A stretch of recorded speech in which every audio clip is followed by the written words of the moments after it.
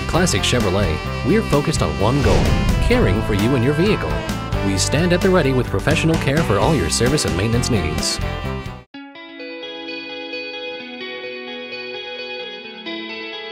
Heating, ventilating, and air conditioning. For us, it's what keeps us warm in the winter and cool in the summer. For our vehicle, it's what keeps it from overheating and breaking down.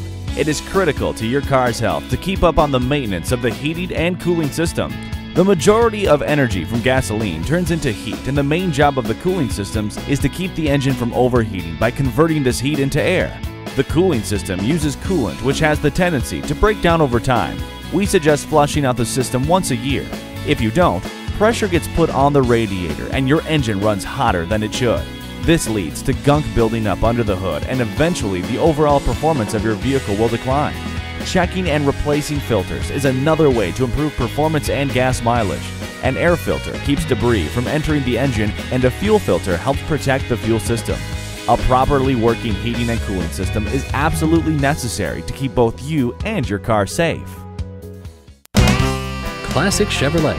We have the experts, technology, and convenient hours to care for your vehicle. Visit us today.